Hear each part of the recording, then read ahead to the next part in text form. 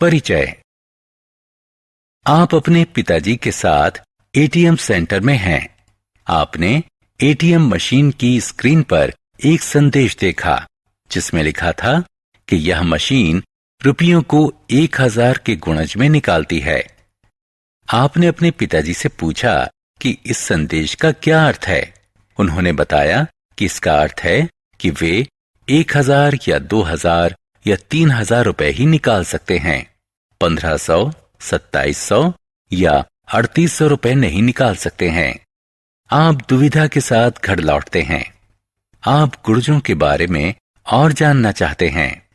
इस पाठ में आप गुणनखंडों और गुणजों के बारे में विस्तार से जानेंगे। उद्देश्य। इस पाठ के अंत में आप निम्न करने में सक्षम हो जाएंगे: गुणनखंड और गुणज को परिभाषित करना, गुणनखंडों एवं गुणजों के बारे में कुछ रोचक तथ्यों को जानना, पूर्ण संख्याओं को परिभाषित करना, सह अभाज्य संख्याओं को परिभाषित करना, महत्तम समापवर्तक ज्ञात करना, लघुत्तम समापवर्तक ज्ञात करना, सम एवं विषम संख्याओं को परिभाषित करना, गुणनखंड और गुणज। किसी संख्या का पूर्ण भाजक उस संख्या का एक गुणनखंड होता है। दूसरे शब्दों में, गुणनखंड वह संख्या है जो संख्या को पूर्ण रूप से विभाजित कर दे। उदाहरण के लिए, संख्याएं 1, 2, 5 सभी 10 के पूर्ण भाजक हैं, अर्थात 1, 2, 5, 10 के गुणनखंड हैं। इसी प्रकार 1, 2, 4 और 8 के पूर्ण भाजक हैं।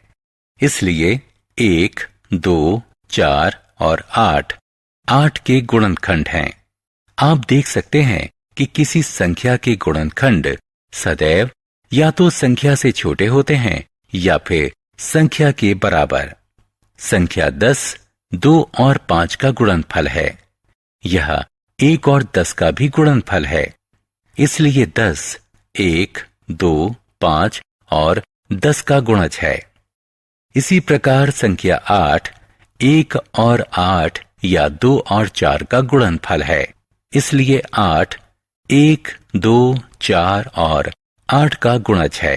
इस तरह हम कह सकते हैं कि कोई संख्या अपने प्रत्येक गुणनखंड का गुणज होती है। किसी संख्या के गुणज सदैव उस संख्या से बड़े या उसके बराबर होते हैं। गुणनखंड एवं गुणज। आइए एक रोचक क्रियाकलाप की सहायता से गुणनखंडों एवं गुणजों को दोहराएं। 1. कुछ लकड़ी की 5 इकाई लंबाई वाली पट्टियां लें। 2. उन्हें एक के बाद एक करके जोड़ें, जैसा कि चित्र में दिखाया गया है। चित्र से यह स्पष्ट हो गया है कि 5, 10, 15, 20 और 25 5 के गुणज हैं। इनमें से प्रत्येक या तो 5 से बड़ी संख्या है या फिर 5 के बराबर। 5 संख्याओं 5, 10, 15, 20 और 25 का गुणनखंड है। 5 इनमें से प्रत्येक संख्या से या तो छोटा है या फिर उसके बराबर।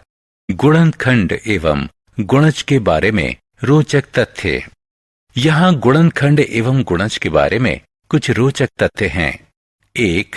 प्रत्येक संख्या का गुणनखंड है। प्रत्येक संख्या स्वयं का एक गुणनखंड है। प्रत्येक संख्या का सबसे छोटा गुणनखंड 1 होता है और सबसे बड़ा गुणनखंड वह संख्या स्वयं होती है। किसी संख्या का प्रत्येक गुणनखंड उसका पूर्ण भाजक होता है। दी गई संख्या का प्रत्येक गुणनखंड या तो संख्या से कम होता है या फिर उस संख्या के बराबर होता है। दी गई किसी संख्या के गुणनखंड परिमित होते हैं। प्रत्येक संख्या स्वयं का गुणज होती है। किसी संख्या का सबसे छोटा गुणज वह संख्या स्वयं होती है। किसी संख्या का प्रत्येक गुणज या तो उस संख्या से बड़ा होता है या फिर उस संख्या के बराबर। किसी दी गई संख्या के अपरिमित यानी अनंत गुणज होते हैं। पूर्ण संख्याएं वह संख्या जिसके गुणनखंडों का योग उस संख्या के 2 गुने के बराबर होता है, तो वह संख्या पूर्ण संख्या होती है। उदाहरण के लिए 1, 2, 3 और 6 के गुणनखंड हैं। 1, 2, 3 और 6 का योग 12 है, जो कि 6 का 2 गुना है। इसलिए 6 एक पूर्ण संख्या है। इसी प्रकार 28 के गुणनखंड 1, 2, 4, 7, 14 और 28 हैं। गुणनखंडों का योग 56 है, जो 28 का 2 गुना है। इसलिए 28 भी एक पूर्ण संख्या है। सार्व गुणनखंड एवं सार्व गुणज। आइए कुछ संख्याओं के युग्म लें और उनके गुणनखंडों का अवलोकन करें। संख्याएं 4 और 32 को देखें। 4 के गुणनखंड 1, 2 और 4 हैं। 32 के गुणनखंड 1, 2, 4, 8, 16 और 32 हैं। 4 और 32 दोनों के गुणनखंडों में 1, 2 और 4 सार्व हैं। इसलिए ये सार्व गुणनखंड कहलाते हैं। अब संख्याओं 7 और 9 पर विचार करें। 7 के गुणनखंड 1 और 7 हैं। 9 के गुणनखंड 1, 3 और 9 हैं।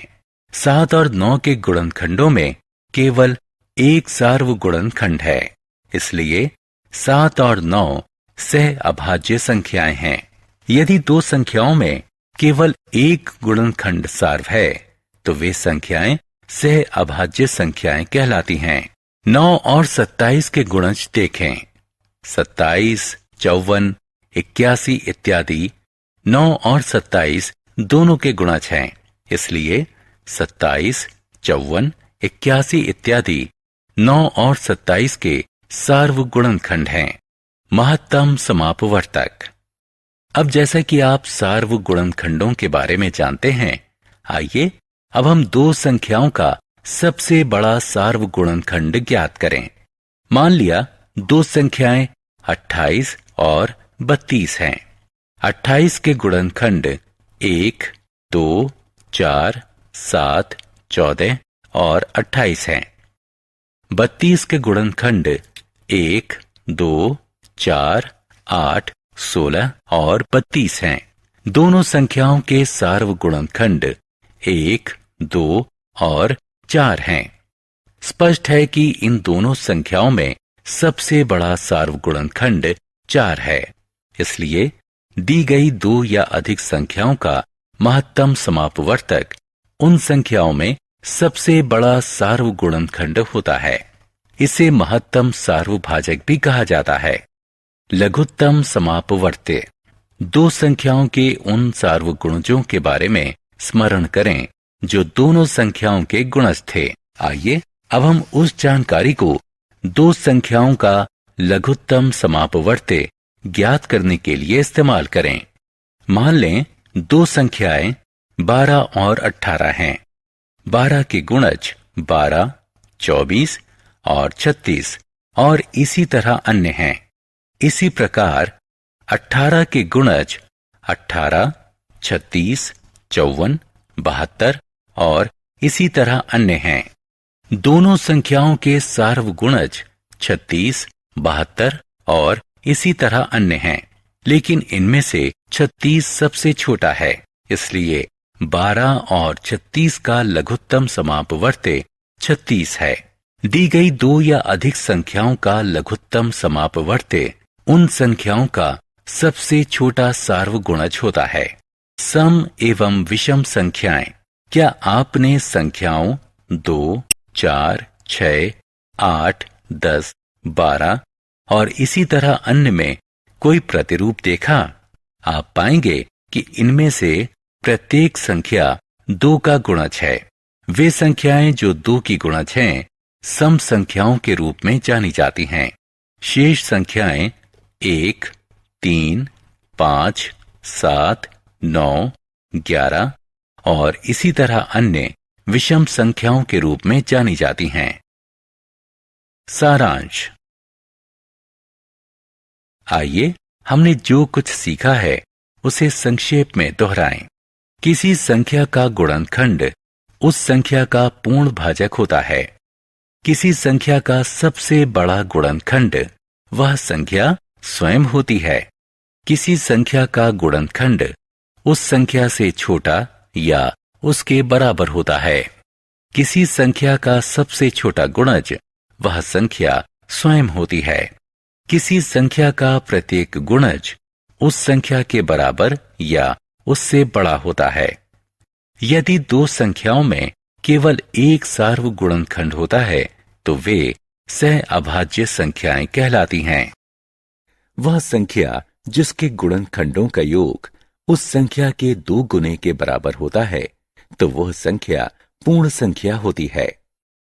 दी गई 2 या अधिक संख्याओं का महत्तम समापवर्तक उन संख्याओं में सबसे बड़ा सार्वगुणनखंड होता है।